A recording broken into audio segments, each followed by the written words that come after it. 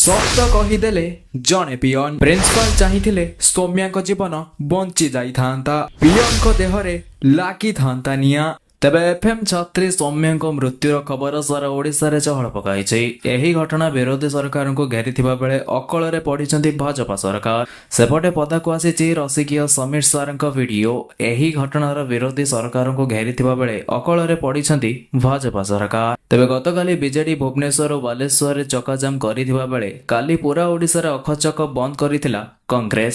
ଏନେଇ ସମ୍ପୂର୍ଣ୍ଣ ଖବର ଉପରେ ଆସନ୍ତୁ ନଜର ପକାଇବା। ତେବେ କଂଗ୍ରେସର ବନ୍ଦ ଡାକରାକୁ ନେଇ ମୋହନ ସରକାରଙ୍କ ବଢିଛି ଟେନସନ। ସେଥିପାଇଁ କାଲି ରାତି ଅଧ ଯାଏ ସିଏମ ବାସଭବନରେ ବସିଥିଲା ବୈଠକ, ଯାହାକୁ ନେଇ ରାଜ୍ୟ ରାଜନୀତି ସରଗରମ ଦେଖିବାକୁ ମିଳିଛି। ଏହାରି ଭିତରେ ଏଫଏମ୍ କଲେଜର ପିଅନ କରିଛନ୍ତି ବଡ ଖୁଲାସା। ସେଦିନ ସୌମ୍ୟାଶ୍ରୀଙ୍କ ମୃତ୍ୟୁ ବେଳେ ପ୍ରିନ୍ସିପାଲ ଅଫିସ ସାମ୍ନାରେ କଣ ହୋଇଥିଲା ସେ ନେଇ ବଡ କୁମର ଫିଟାଇଛନ୍ତି ପିଅନ।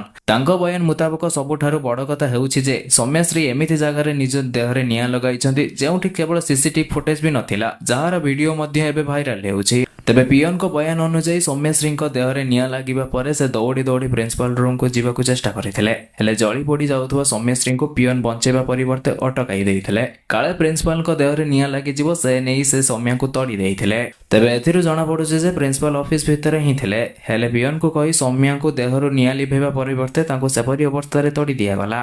ଏବଂ ଏହା କେତେ ଭୟଙ୍କର ହୋଇପାରେ ଆପଣମାନେ ଏହା ଆକଳନ କରିପାରୁଥିବେ। ନିଆଁ ଦେହରେ ଛଟପଟ ହେଉଥିବା ବେଳେ ତାଙ୍କୁ ବଞ୍ଚାଇବା ପରିବର୍ତ୍ତେ ତାଙ୍କୁ ନିଜ କଲେଜରୁ ହିଁ ନିଜେ ସୁରକ୍ଷା ନ ଦିଆ ପାରି ତଡ଼ି ଦିଆଯାଇଥିଲା। ବ୍ୟୁରୋ ରିପୋର୍ଟ, ସତ୍ୟମ ସମାଚାର।